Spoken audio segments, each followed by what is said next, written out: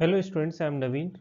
हमने पिछले क्लासेस में देखा था हिस्ट्री ऑफ बैंकिंग के बारे में, जहाँ कुछ बेसिक कॉन्सेप्ट पे मैंने चर्चा किया था। आज हम लोग इससे जुड़े हुए कुछ एमसीक्यूज को देखेंगे जो पिछले कॉन्सेप्ट पे आधारित है। तो चलिए पहले क्वेश्चन की तरफ हम लोग देखते हैं।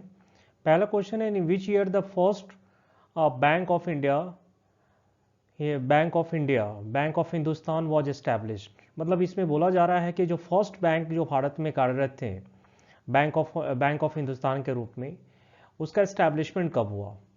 तो जैसा पिछले क्लास में मैंने जिक्र भी किया था, ये 1770 में एक तरह से 1770 में फर्स्ट आपको बैंक ऑफ हिंदुस्तान एक तरह से बनाया गया था। यानी बैंक ऑफ हिंदुस्तान जो है 1770 में। और साथ ही साथ मैंने ये भी बताया था कि इसका जो मुख्यालय या हेडक्वार्टर था वो कोलकाता था। आज ये कोलकाता बोल रहे हैं, बट ये पहले एक तरह से कलकत्ता के नाम से जाना जाता था। ठीक है, तो चलिए नेक्स्ट क्वेश्चन की तरफ हम लोग देखते हैं। नेक्स्ट क्वेश्चन है, how many banks were nationalise in India 1969। ये काफ़ी अच्छा सवाल है, और खासकर इस तरह के सवाल लगभग काफ़ी सारे एग्जाम से पूछे भी जाते हैं कि जो फर्स्ट नेशनलाइजेशन हुआ उसमें कितने बैंकों का नेशनलाइजेशन किया गया था। तो जैसा कि मैंने कॉन्सेप्ट में जिक्र किया था, 14 बैंकों किया गया था। और 14 बैंक आपको तो जानना ही है, साथ साथ ये भी जानना है कि उस समय पेड अप कैपिटल क्या रखा गया था। यानी जो फर्स्ट नेशनलाइजेशन के समय पेड अप कैपिटल 50 करोड़ रखा गया था। और सेकेंड नेशनलाइजेशन जो हुई थी, ये आपको भी पता होगा, 1980 में सेकेंड नेशनलाइजेशन हुआ, जिस समय पेड अप कैपिटल रखा गया था 200 करोड़। और उस समय 6 बैंकों का एक तरह से नेशनलाइजेशन हुआ था। चलिए नेक्स्ट स्लाइड की तरफ हम लोग चलेंगे। अगला क्वेश्चन है, imperial Bank of India was nationalise in which year. तो सबसे पहले हम लोग जानेंगे कि जो इंपीरियल बैंक है, इससे पहले इसका कॉन्सेप्ट क्या था। तो जैसा आपको पता होगा कि बैंक ऑफ बंगाल, दूसरा आपको बैंक ऑफ मद्रास, और तीसरा है बैंक ऑफ बॉम्बे। यही तीनों मिलकर के इंपीरियल बैंक बना। जैसा आपको पता होगा इंपीरियल बैंक बना, और ये इंपीरियल बैंक 1955 में एसबीआई का इसे नाम दे दिया गया। यानी इंपीरियल बैंक पहले तीनों, bank of Bombay, bank of Madras और बैंक ऑफ कलकत्ता के बाद इसका जो नया नाम पड़ा वो इंपीरियल बैंक के रूप में। और यही इंपीरियल बैंक आगे जाकर देश की सबसे बड़ी पब्लिक सेक्टर बैंक के रूप में जाने गई, जो स्टेट बैंक के रूप में एक तरह से जाने। कभी कभी इसमें एक सवाल ये भी आता है कि जो बैंक ऑफ बंगाल है, इसकी स्थापना कब हुई। तो ये जानना है, 1806 में हुआ था। दूसरा जो है आपका बैंक ऑफ बॉम्बे की जो स्थापना हुई थी 1843 में। और तीसरा है बैंक ऑफ मद्रास 1840 में। तो जब कभी ईयर पूछा जाएगा तो इस तरह के ईयर को हम लोग ध्यान रखेंगे। और इंपीरियल बैंक ऑफ इंडिया, इसके ईयर को भी जानेंगे। 1921 में इंपीरियल बैंक के रूप में ये तीनों को मर्ज करके इंपीरियल बैंक बनाया गया। चलिए अगले स्लाइड की तरफ देखते हैं। In which year was the Banking Regulation Act passed in India. देखिए, बैंकिंग रेगुलेशन एक्ट से लगभग काफ़ी सारे सवाल पूछे जाते हैं। और ख़ास करके बैंकिंग रेगुलेशन एक्ट में एक चीज़ जो सबसे इम्पॉर्टेंट है, 1949, जैसे कि ये ऑप्शन में भी सी दिया हुआ है, तो 1949 होगा। एक हम लोग जब आगे चर्चा करेंगे बैंकिंग को लेकर के, तो इसमें बताया जाएगा कि बैंकिंग का जो डेफिनेशन है, यानी इस बैंकिंग के बारे में हम लोग जानते हैं, उसका जो डेफिनेशन है वो भी आपका बीआर एक्ट से जुड़ा हुआ है। यानी banking Regulation act 1949 section 5B। और कहीं कहीं पे 5C का भी जिक्र होता है। तो 5C के रूप में बस आपको ये जानना है कि बैंक एज ए कंपनी के रूप में जो वर्क करेगी, यानी कंपनीज के रूप में जो उसे एक तरह से कह सकते हैं, जो डिफाइन किया गया है कि बैंक एक कंपनी के रूप में भी वर्क करती है, शेयर होल्डर वगैरह के रूप में शेयर वगैरह लाती है, तो वो आपको 5C के अनुसार बट नॉर्मली जो है 1949 5B का जिक्र हम लोग जब भी करते हैं तो एज ए डेफिनेशन के रूप में बैंक को कर से। बट यहाँ पे बैंकिंग रेगुलेशन एक्ट का पास हुआ तो 1949 में पास हुआ। चलिए नेक्स्ट सवाल को हम लोग देखेंगे। नेक्स्ट सवाल है, original headquarter of RBI was located at which of the following place.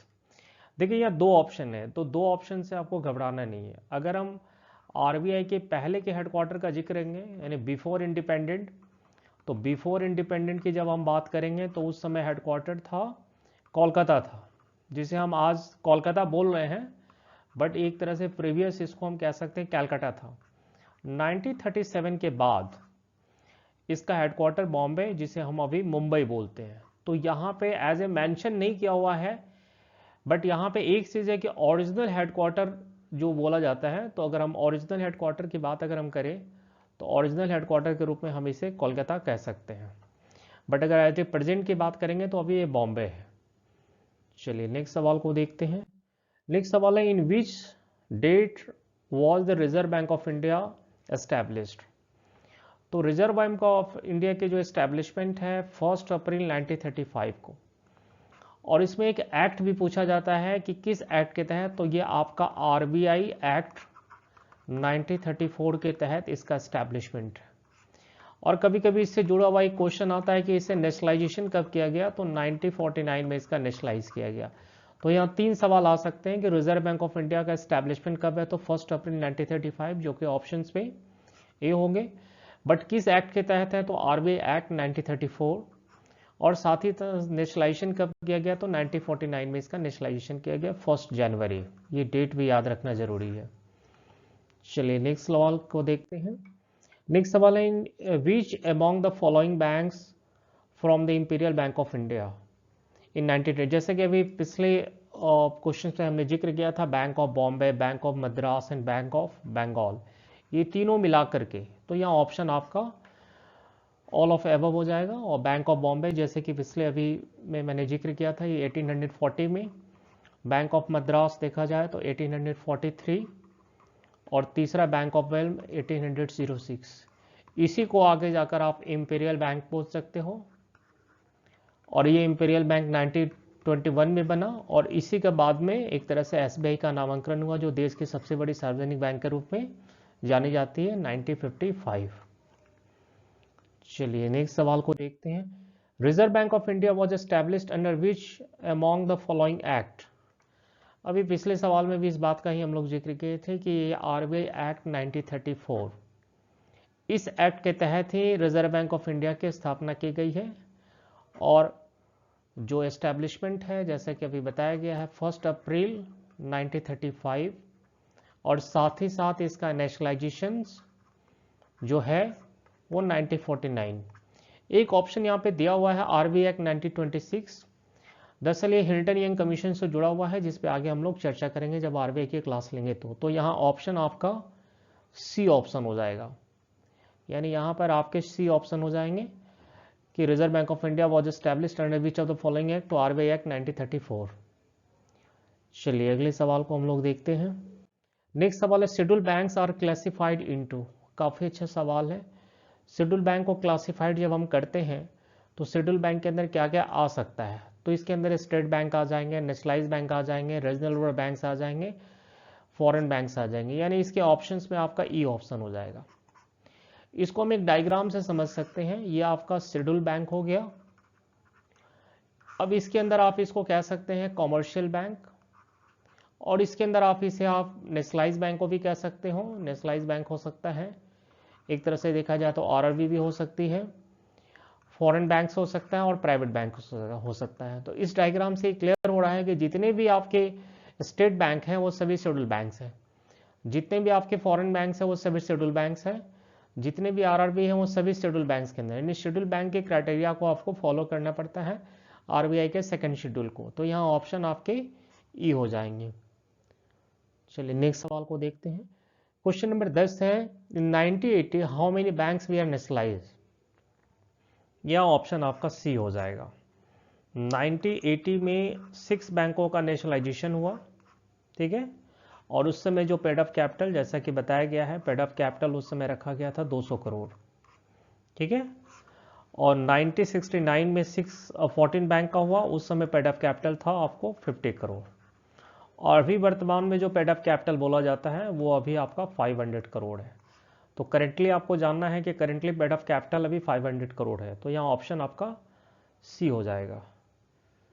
चलिए नेक्स्ट सवाल को देखते हैं। नेक्स्ट सवाल है, at present how many public sector banks are working in India. ये काफ़ी अच्छा सवाल है। अभी वर्तमान में 12 पब्लिक सेक्टर बैंक कार्यरत है। नेशनलाइजेशन के बाद अभी एक तरह से देखा जाए तो 12 बैंक कार्यरत हैं। किस तरह से कार्यरत हैं ये अलग अलग है, ईयर वाइज मर्जर हुआ उसके बाद 12 पब्लिक सेक्टर बैंक्स बचे हुए हैं। तो जब हम मर्जर ऑफ बैंक्स के बारे में जानेंगे तो इसके बारे में और डिटेल्स इसके बारे में जानने की कोशिश करेंगे। बट फर्स्ट आपको बस इतना ही जानना है कि जो फर्स्ट मर्जर है, फर्स्ट मर्जर हुआ था 1993 में हुआ था। सेकंड मर्जर जो हुआ है, यानी नेशनलाइज बैंक का जो सेकंड मर्जर आप कहते हैं, वो सेकंड मर्जर हुआ है 2018 में, और थर्ड मर्जर हुआ है 2019-20 हम इसे कह सकते हैं। इसके बाद जो आपके 27 पब्लिक सेक्टर बैंक थे वो घट करके अभी 12 हो गए हैं। चलिए नेक्स्ट सवाल को हम लोग देखते हैं। नेक्स्ट सवाल है, Punjab national bank was established in. एक तरह से देखा जाए तो पंजाब नेशनल बैंक जिसका एस्टैब्लिशमेंट, जैसा कि आपको पता होगा, ये लाला लाजपत राय के द्वारा इसे एस्टैब्लिश किया गया था और ये लाहौर में बना था। तो इसका ये है 1894 में ये एक तरह से इस बैंक का ये किया गया था, एस्टैब्लिश किया गया था। और बोला जाता है कि भारतीय पूंजी से खुलने वाला ये पहला बैंक था। तो यहाँ आपका ऑप्शन हो जाएगा बी ऑप्शन हो जाएगा। चलिए नेक्स्ट सवाल को देखते हैं। विच among the following is not a public sector bank. देखिए यहाँ पे आपको थोड़ा सा क्लू दिया हुआ है। आप पहले पब्लिक सेक्टर बैंक कौन सा है ये आप देख लीजिए। Allahabad bank public sector bank है, यूको भी पब्लिक सेक्टर है, और विजया बैंक, यानी सिटी यूनियन बैंक जो है ये, यहाँ नॉट वर्ड को आप पे थोड़ा ध्यान देना है। तो यहाँ पे आपका सिटी यूनियन बैंक जो होगा वो पब्लिक सेक्टर बैंक नहीं है, तो आपका ऑप्शन हो जाएगा बी। चलिए नेक्स्ट सवाल को हम लोग देखते हैं। Which bank was merge with Bank of Baroda in 2018। जैसा अभी हम चर्चा भी किए थे कि मर्जर को हम लोग जानेंगे। आपको बस ये जानना है कि जो बैंक ऑफ बड़ौदा है इसमें दो बैंक मर्ज हुए थे। पहला बैंक जो था आपका देना बैंक था, फर्स्ट बैंक देना बैंक, और दूसरा बैंक था विजया बैंक। तो आप ऑप्शन से देख लीजिए, इसमें विजया यूनाइटेड दिया हुआ है, new bank of India syndicate दिया हुआ है, बैंक ऑफ महाराष्ट्र आईओबी। तो यहाँ ऑप्शन आपका ई हो जाएगा, क्योंकि कहीं पे भी आपका देना बैंक तो दिया हुआ है, लेकिन सॉरी विजया बैंक दिया हुआ है, लेकिन उसके साथ आपका देना बैंक का कहीं जिक्र नहीं है। इसमें थोड़ा सा बेसिक हम लोग ये जानने की कोशिश करेंगे कि जो फर्स्ट मर्जर हुआ था, जिसको अभी पिछले सवाल में मैंने देखा है, फर्स्ट मर्जर जो 1993 में हुआ था वो आपका था new bank of India. New bank of India जो है वो मर्ज हुई थी, एक तरह से देखा जाए तो पीएनबी में हुई थी। और आपका जो सेकंड मर्जर है 2018 में जिसे आप बोल रहे हो, इसमें आपका देना बैंक और विजया बैंक मर्ज हुई थी बैंक ऑफ बड़ौदा में। अब इसके बाद जब हम 2019-20 की बात करते हैं तो उस समय कुछ बैंकों का एक तरह से मर्जर हुआ था। उस मर्जर में के बाद ही एक तरह से देखा गया कि बहुत सारे बैंक धीरे धीरे कम हुए और अभी वर्तमान में 12 पब्लिक सेक्टर बैंक कार्यरत हैं। तो हम लोग आगे जब क्लास लेंगे तो इस बारे में और डिटेल चर्चा करेंगे कि क्या इसके स्पेसिफिक रीजन रहे मर्ज होने के, और इससे क्या बैंकों को एक तरह से बेनिफिट्स हुए। चलिए नेक्स्ट सवाल को हम लोग देखेंगे। नेक्स्ट सवाल है, in which year was the Banking Regulation Act pass. जैसा कि पिछले क्लास में भी इस पर जिक्र किए हैं कि बैंकिंग रेगुलेशन एक्ट 1949 में एक तरह से पास हुआ। उम्मीद करते हैं कि जो प्रीवियस क्लास जो मैंने लिया था कॉन्सेप्ट, उसके बाद इस 15 MCQ को आप जब बनाए होंगे तो मुझे लगता है कि इसमें आपका 80% या हो सकता है 100% भी क्वेश्चन आपका सॉल्व हो जाए। आने वाले समय में जो भी MCQs होंगे, खास करके मैं कोशिश करूंगा कि वो चैप्टर वाइज, जैसे अगला टॉपिक्स जो हम लेने वाले हैं वो खास करके शेड्यूल और नॉन शेड्यूल बैंक के बारे में, schedule non schedule bank, public sector bank के बारे में, प्राइवेट बैंक के बारे में, फॉरेन बैंक के बारे में, तो इससे जुड़े हुए MCQ आप लोगों को प्रोवाइड करेंगे जो एक तरह से बेनिफिशियरी आपको RRB एग्जाम्स के लिए रहेंगे। और मेरी पूरी कोशिश है RRB एग्जाम्स को लेकर के मैक्सिमम MCQ न सिर्फ बैंकिंग फाइनेंस बल्कि साथ ही साथ करंट अफेयर्स पे भी फोकस किया जाए, और जो डेली करंट अफेयर्स हैं उसको लेकर के भी MCQ आप लोग को प्रोवाइड करेंगे। Thank you.